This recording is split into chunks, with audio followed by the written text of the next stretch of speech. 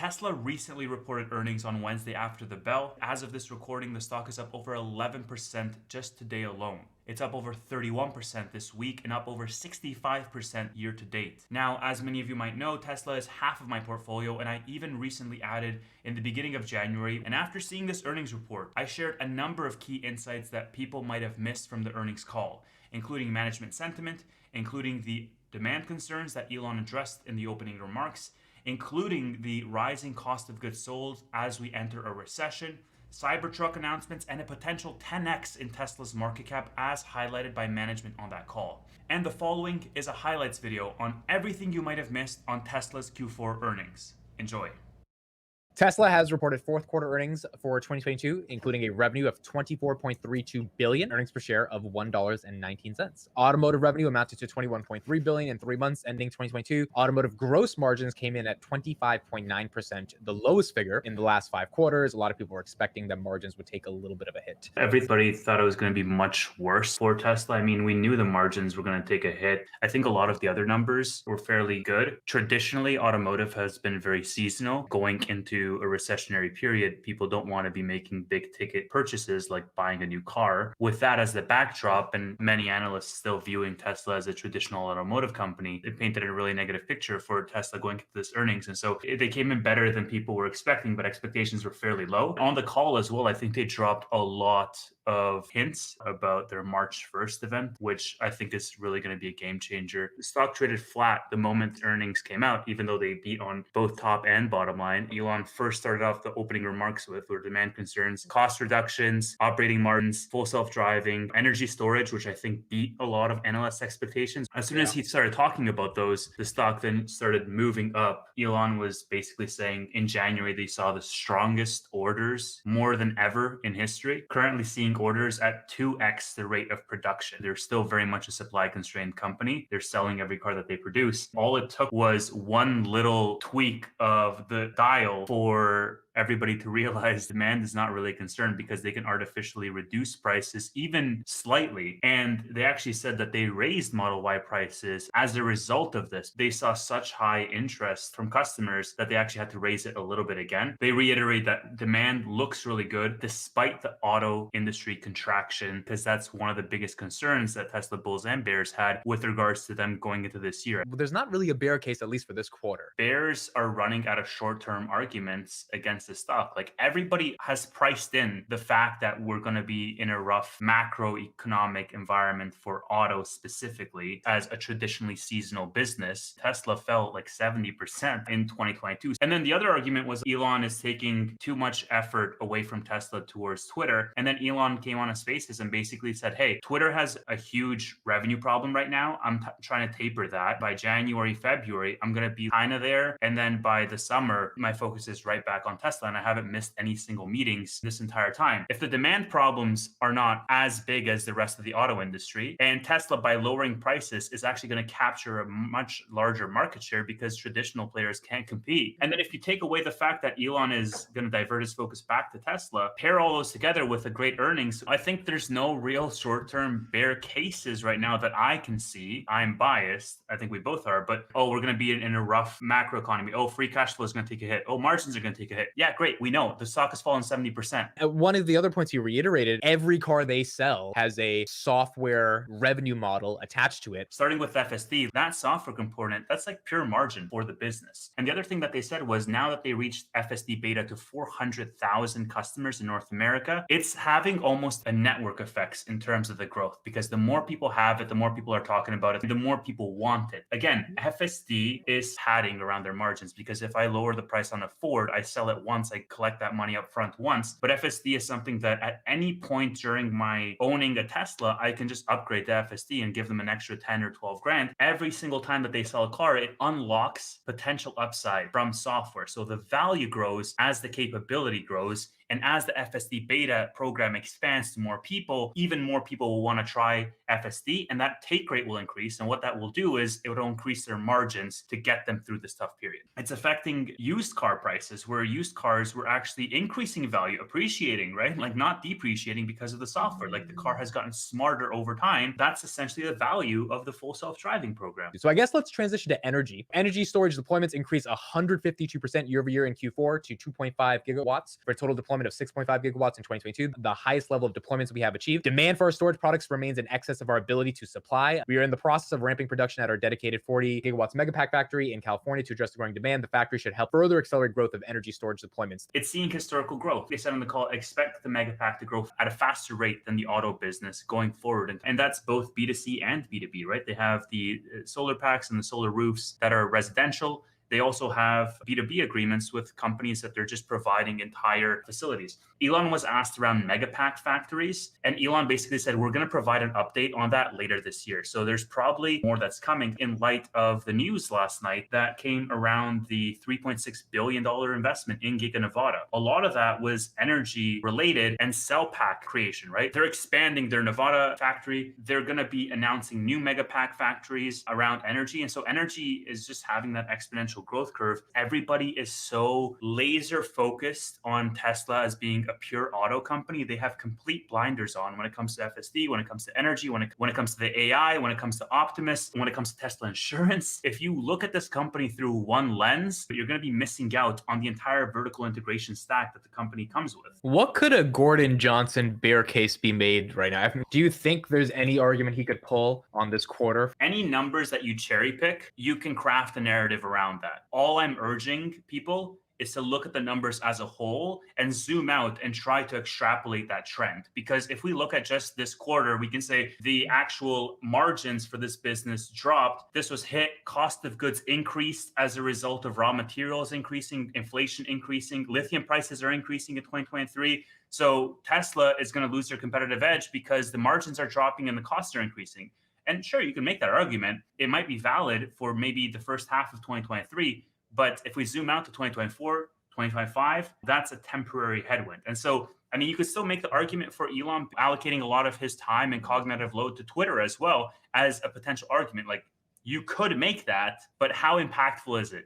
So that's why I always defer back to let's just zoom out and look at this as a whole and go from there. Before we move on, let's talk a little bit about your mood swings or your temperament dealing with the stock collapsing down to $100 and this dip. And like, did you always think this was FUD, or were you a little concerned as a shareholder at all? I don't really get emotional because, I mean, Tesla's a company growing 50% a year with $22 billion cash on hand and no debt.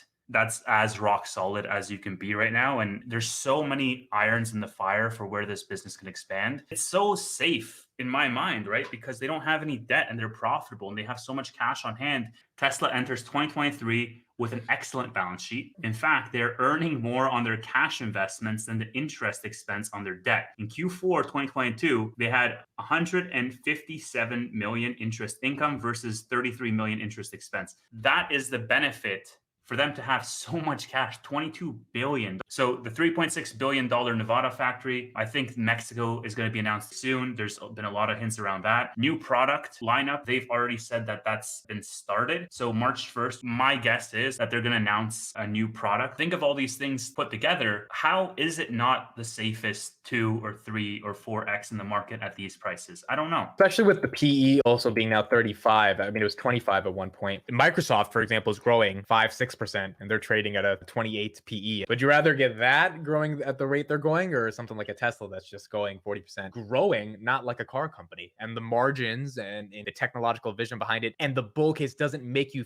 feel it's an automotive company. I mean, I saw a stat yesterday that said Honda spent $1 billion on advertising and they sold less cars than they did last year. This is Ford sales versus Tesla sales. Can you notice a trend? You know, this is why I've been investing in Tesla and why I keep adding, because of the trend, because of the ability to zoom out. Traditional OEMs have sales far exceeding Tesla sales, but they're just declining every single year. Whereas Tesla, 1.31 million in 2022, they're aiming for 1.8 million in 2023. However, what they're internally aiming for is 2 million cars, but they're sandbagging that number due to any unforeseen global events that may happen. And so, what do you think is going to happen to this trend? When do you think that flippening is going to happen from when Tesla starts selling more than Ford sells, or when Tesla starts selling more than any of these other traditional OEMs are going to sell? All we're doing right now is measuring out based on current growth rates, current revenue, current sales, current production, what that will be like in 5 years given the trends.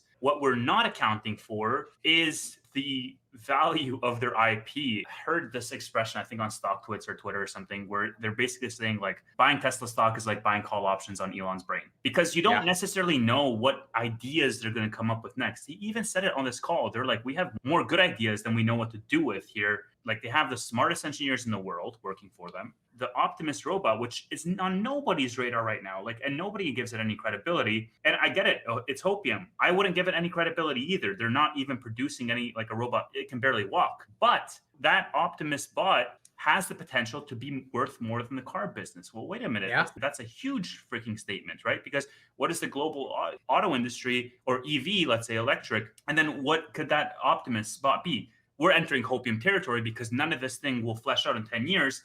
And even if it does flesh out, there's like 10 years worth of execution risk there. That's why nobody today is giving it any slack. I understand that. I agree with that. But I'm just saying, at some point in Tesla's history, robotaxi as a concept didn't exist. Optimus as a concept didn't exist.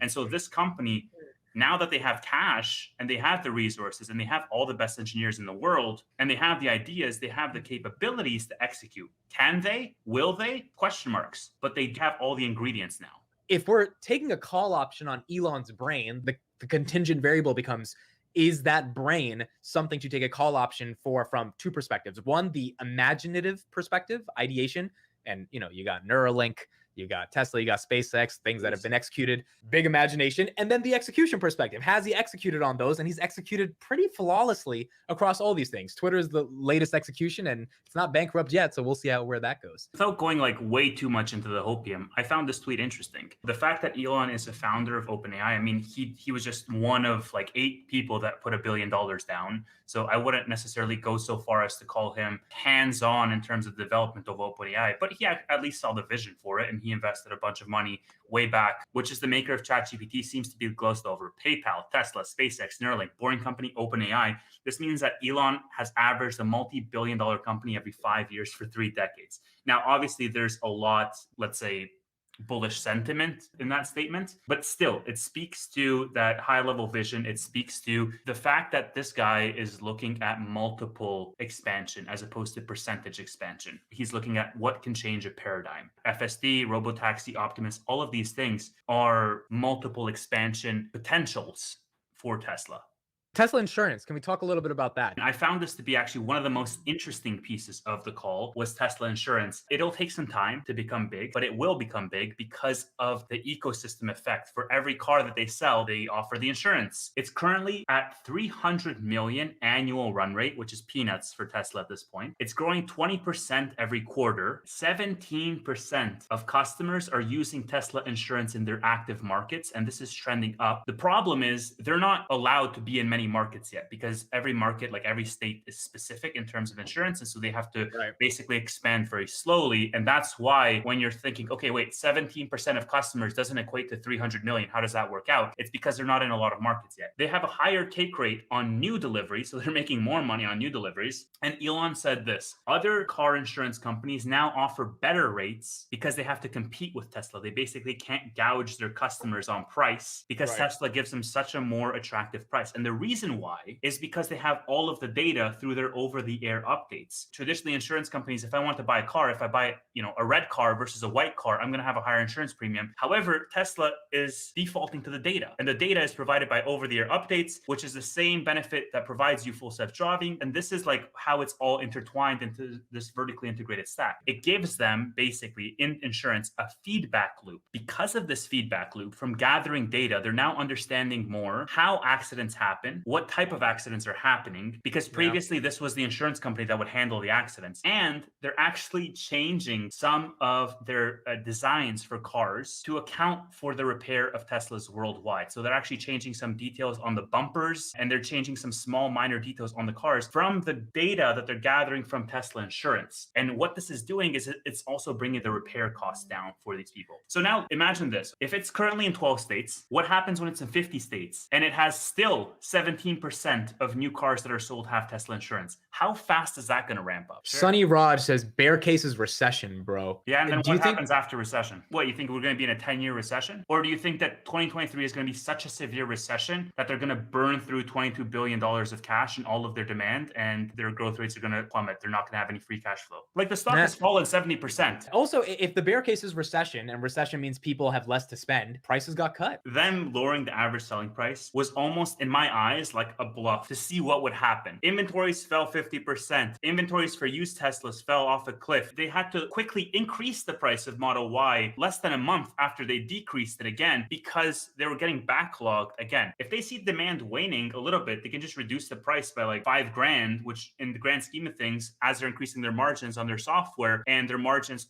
in terms of their optimization with lowering cost of goods sold, that's not a huge hit. Honestly, like, them having lower prices right now is like fantastic, because they're just going to keep capturing more market share in my mind. Ford and GM, Toyota, well, they can't compete because they're going to be losing money on every car. And a lot of these traditional car companies are already unprofitable. They already have huge amounts of debt on hand, and they're already teetering in terms of their financial stability. And so Tesla, if they want to start a war of attrition and starve themselves out, sure, we'll see who's the last man standing, because their business model is just different, man. They don't have like a dealership model. They don't have all of these infrastructure changes to their cost structures. They're not trying to adapt their factory to build EVs. They started out building EVs. And so a lot of these things, I think, just play in their favor if they lower prices. Now that I've heard earnings, and I've heard the breakdown, and I've heard it from management, heard it from Elon, it's hard to find a bear case. The only way you could find the real bear case is if people just don't want to buy a Tesla, because everything is contingent upon, are they getting cars out the door? I think the most consistent bear case long term that I've had is the key man risk. Elon risk, basically. Elon risk. And the larger that Tesla grows, the more that's reduced in my mind, because they have a top-notch executive team in Zach Kirkhorn, in Drew. The more mature that the company becomes, the more mature that the brand becomes, the less key man risk you have on Elon specifically. At this point, there is still key man risk, but in 2 years or 3 years, I mean, Elon might step away from Tesla altogether, and that's always been the plan. He said, I'm going to step away when I don't have value anymore to provide. If he steps away, how much does that stock price fall? Like, if he stepped away today, it could fall 40% overnight. I'm sure it could, but if he stepped away in 3 years from now, I don't think that that would be as big. An analyst said, hey, Elon, brand, politics, do you see there's any negative feeling towards Tesla? He says, let me look at my phone. Looks like I have 127 million people. I didn't like that. It was very cocky. Part that I did like was the overarching point to say, Twitter is the most powerful tool for driving demand on Tesla. The net value of Twitter is gigantic. So I thought that was more so a Twitter plug, less so a point around like the politics or what he was saying. The question was around Elon, the person, is affecting Tesla's brand negatively. And all he said in response was, I have a voice, it's amplified, and everybody around the world can hear it. And that's a big value for Tesla long term. That doesn't necessarily answer the question of saying, what is the sentiment of you personally versus the Tesla brand personally? But again, I think it ties back to this key man risk. The more Tesla posts consistent growth numbers, that's when you're going to decouple what Elon does or Elon's influence in Tesla with Tesla, the brand, as a standalone. I get your point. I personally liked what he was saying, because he said on Twitter a couple of days ago, he was like, brands just need to tweet interesting things and they will get followers.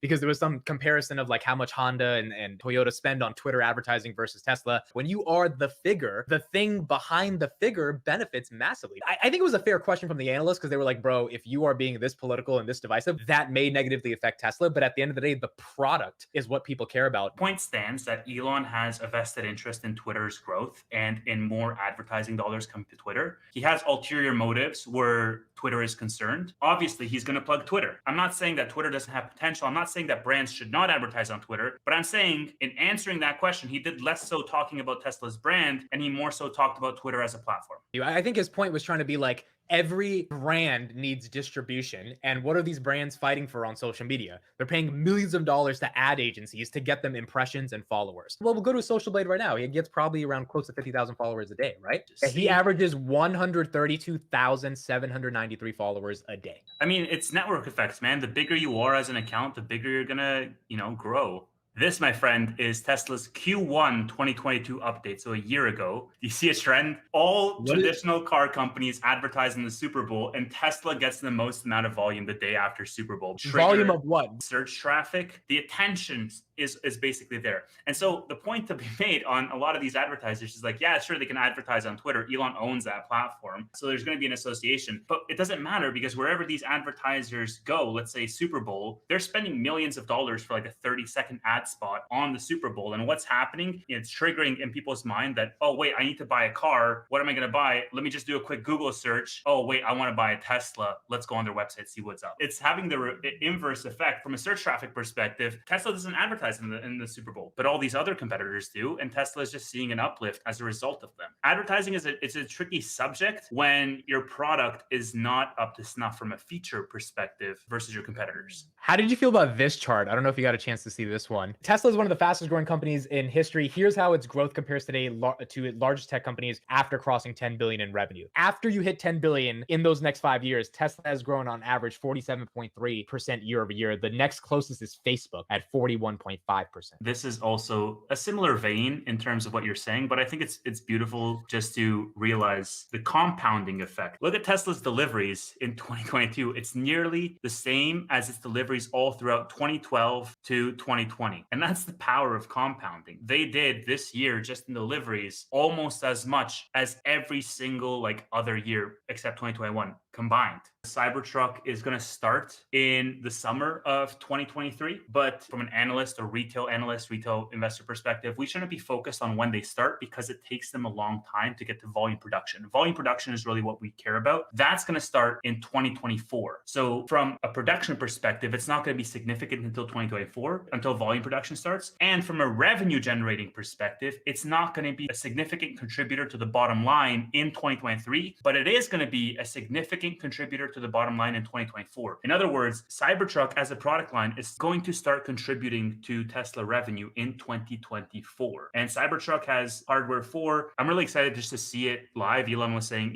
he's going to definitely be driving one every day. I can't wait to see these things on the street. He said it's one of those products that comes around. Yeah, it's just like, and again, as we were talking about companies you want to invest in, what's coming up? What are you excited about? Do we not think the market's going to give them a little bit more momentum when Cybertruck comes out and it sells out? Like, you can't get them out the store fast enough? One of the most important things that people probably missed in the earnings call, and probably one of the most misunderstood things about Tesla in general. Because an analyst in this earnings call asked them, when are you going to be releasing new products? How does that product lineup look like? And Elon said something really key. So 2 things. Number 1, he said there's a number of future products. Not one, a number of. The key thing was that he said future products will all use 4680 cells. Cell production is a limiting factor in all new vehicles. In other words, the availability of lithium-ion batteries is going to be a limiting factor in new vehicle production. He said, it's no use for us to make 10 new models of cars, like 10 new different products, because we only have a finite number of batteries. So what are we going to do? Are we going to just shuffle the same amount of batteries to all the different cars? We need new product production to match battery production. Batteries right now and 4680 cells and the cell ramp capabilities, that's what people should be looking at. Because the moment that Tesla starts producing batteries, let's say 2 times or 3 times or 5 times more than they're producing cars, that's when it's going to unlock the roadmap for them to think about new products. If it's a vertical takeoff and landing, a VTOL, like a jet or something that's electric, or a plane or a jet ski or whatever it is, it doesn't matter. They all run on 4680 batteries. And so batteries are the fundamental thing for investors to understand. That's why I pay so close attention to the battery ramp, because that's going to dictate when and how they release new products and how successful the ramp of those products is going to be. And what was the update from this earnings call on 4680? Is that going well? Do we see them getting to a better trajectory on batteries, or is it still Yeah, so the They're figuring it 4680 out. ramp, 10K vehicles per week. It's in one of the 4 lines in Texas, and the other 3 lines are in installation. So that's going to ramp up pretty fast. It's a cost-effective ramp that's well ahead of Cybertruck. That at least is the goal for the year. So they want to ramp up the 4680s before they start volume producing Cybertrucks. Because coming back to the original point, batteries are the limiting factor. And so if you think of, oh, when is that under $30,000 Tesla going to come out, or when is that, robotaxi network, or whatever other product that you might think of, you need to think about the batteries first. Point number 1, Cybertruck. Point number 2 on the cell production and batteries. Point number 3 that I wanted to make is simply on Dojo and AI component. And very simply here, well, I mean, Elon's been reiterating this for quite a while, saying that Tesla is one of the world's leading AI companies, both from a hardware and software perspective. Now, that is a much more succinct value proposition or definition of the company in general, as opposed to Tesla being an auto manufacturer. They're an AI company. Hardware 3 is the most efficient inference computer in the world. 5 years after it was introduced, it's still like the number one. World-class AI talent is joining Tesla regularly, especially after the Optimus release, especially after the Dojo release. Elon said, we don't see anyone even close to us. And he said on the AI component that this thing has an order of magnitude potential in market cap. In other words, this can 10x our market cap. He said that we think Dojo will be competitive with NVIDIA by the end of the year, and it will surpass it in 2024. We see a path to 10x in training capabilities, but it's hard to say when we're going to achieve that. There's no timeline to that because, it can be quite a while for them to actually have these technological advancements. But they do see that path from the AI perspective to 10x that business market cap. So that's huge as well. So, okay, let's count out how many of these different business lines can 10x that market cap, right? Like you have different product launches, the Optimus bot, you have the AI component. Like there's so many different product lines that are game changers, shifting the entire paradigm of Tesla's business in the long term.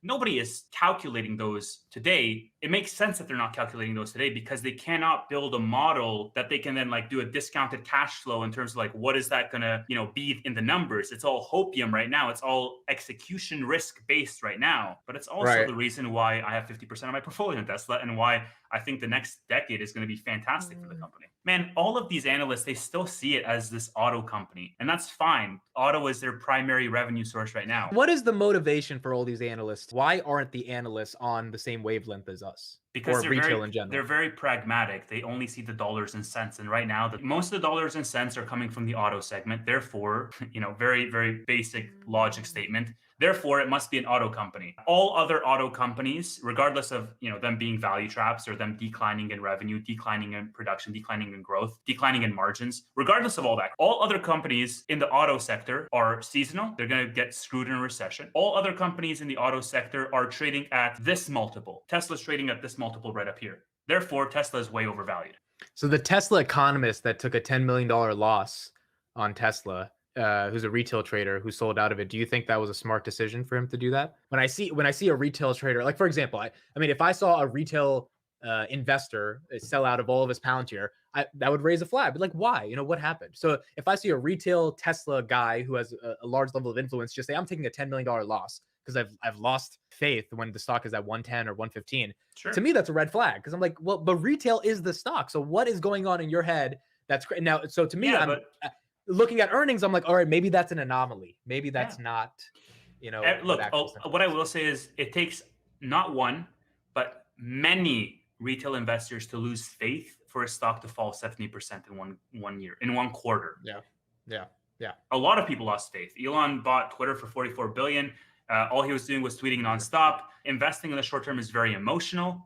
Don't forget that you're playing a super imperfect game because everything that you invest, the opportunity cost is 3,000 other stocks in the market for your money. Analysts, a lot of them, they have yearly price targets. A lot of them are super short-term focused. They see Tesla in the next 12 months, the next 18 months, and only what they can project out. That will only give you a fractional view in terms of their actual business. It might also lead to a lot of institutions and a lot of retail investors selling Tesla today only to buy back in 12 months because in that span of the 12 months, they could have made more in another given stock. That's not the game that I'm playing. I'm playing a much slower game. All right. That's it. Thank you, everybody. Appreciate it. Fundamentals of Investing podcast. We just talked about the fundamentals of Tesla Q4 2022 earnings. We will see you, me and Tevis, on Friday for SoFi Weekly. SoFi Weekly. Bye, everybody. See ya.